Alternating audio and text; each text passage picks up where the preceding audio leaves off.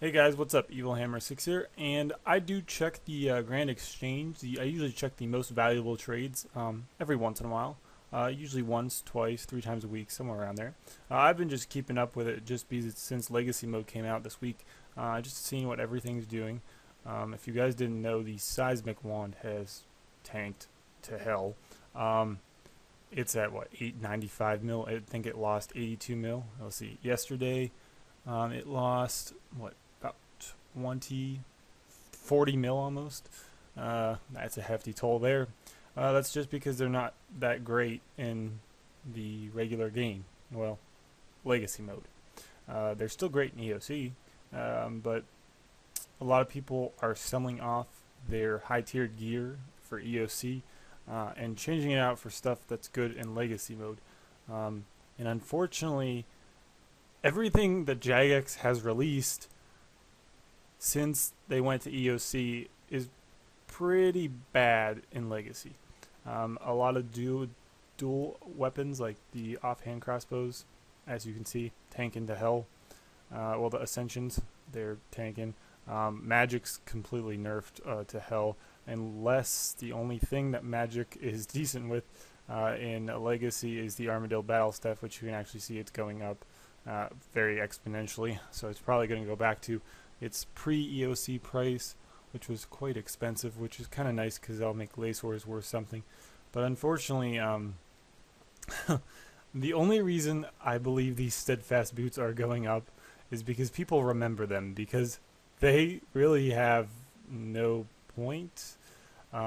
Dragon crossbow, as you can see, it's basically just chilling. 12 mil is low anyway. All of the shields that were released with the Barrow Brothers are pretty much worthless in Legacy mode. The Spirit Shields are returned to their once glorious state, which is amazing. I am happy about that because I originally, back before EOC got released, I invested in a Elysian Spirit Shield because I had a lot of money. They were about, I'd say, 300 mil at that time, an LE was. Which is just amazing considering it's only 36 mil at the moment. It's probably going to go close back up to that price. So you're going to invest in something. Invest in the Spirit Shields, especially the Ellie. I don't know if the other ones are going up as much. The Arcane, see, that's not really anything good. But that's because Magic's nerfed to hell. I don't even think the range one's going to be on here because what one-handed range weapon is there in the game now that would be good with a shield? Like, I don't know. And there really wasn't anything pre-EOC that was decent for range. Torva is the only thing that is going up. I'm going to look up Pernix here in a second.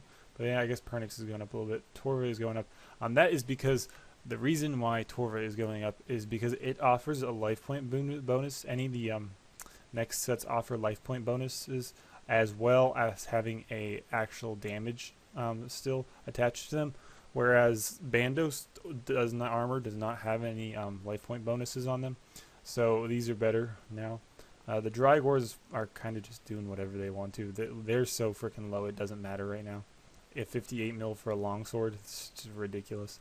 The Virtus Wand and Book are tanking even more than they were before. So, as you can see, it's kind of sad to see everything that they've released into the game to make it even for EOC is kind of just tanking, because a lot of it is stuff I've invested in because it is high tiered gear and it still works for the EOC. I'm not saying that fact, but it's just sad to see that it's going to be practically next to worthless because people are all go like, oh, Armadillo Godsword. As you can see here, it's crazy. And that's basically because of the PKers. Because as you can see here, the Ceridonian Godsword is like, okay, no one was impressed with it. The Zamorak one's probably going up. The Dragon Pickaxe is tanking too, and that's probably due to the fact that people that have it, that do not have it in their tool belt, are selling it off to buy better stuff, and there's no their special attack on is kind of pointless. People probably just bought it to see if it go up, and now they're trying to get rid of it. As you see, these shields from the Barrows Brothers are just doing atrocious. Kind of surprised these Torva boots aren't going up. Well, never mind, they are going up compared to what they were at. But they actually have a damage bonus, so that's why people are going to want the full Torva now again. Because they each have a specific damage bonus they have invested on them. I'm waiting for these things to go up. They did see on the 4th That was before that. I'm waiting to see all the vested and status stuff to start going back up, because that stuff they've put it back to pre-legacy mode. That stuff was boss. That was good stuff. But let's go ahead and look up some other stuff here. If we go to back this way, we go to the price rises. You can see what's actually rising here. The claws, big surprise there.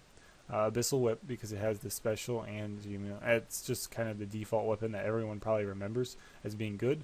The Armadillo Godsword, obviously, and then you're going to go here with the Super Flask. Ceridonian Brews, obviously, are going back up because EOC kind of nerfed them, and now they're getting basically unnerfed again. With the Legacy mode, they're actually worthwhile. Item protections, that's just kind of like just something to have. Bandos Godsword's obviously going to go back up because it does have a decent spec. And you see here a lot of the more peak hair stuff is going to go up. Like the Batwing legs and torso is fairly cheap stuff, so that's going to go up. Crush Nest related to Ceridonian Brew is going up. Dragon Two-Hand Sword, obviously there's special on that. The Darox is going back up because you can have PK with it again, so that's going to go probably back up to pre-EOC prices, which was, it's not that low really. 500k, that's well, that's pretty high, I guess, compared to what it has been. But right there, I believe those were about 1.5 mil for each piece roughly. Armadillo Battle Staff, as I said, it's really good. Dragon Boots, people just remembered them, so they're going to buy them. I think all this stuff's going to eventually go back down and settle down. I wouldn't suggest investing in anything right now unless it's really cheap. I'd shell out the money. Dark Bow's obviously going back up because it's got spec back for range again. And then obviously all their potions are just going to go back up. Staff Light, these obviously saves the rune, and does have that damage bonus on it. The Hexacrest piece, more people are obviously getting back into Slayer, so they want this stuff for Slayer tasks. And then, let's see, Warrior's Ring, that's nothing real special. Vine Whip, it attaches to that, so that's not a big deal there. And there's Torregs, and there's the Guthans coming back, because the Guthans is obviously good in Legacy mode because it actually heals you. You know, because there's no actual way to heal you, unlike in EOC where you can use a freaking ability. So I just kind of want to go over that real quick, guys. It's just kind of depressing to see all this stuff, and it's just interesting, I guess. I don't know. It's odd. So I'll see you guys later. Bye.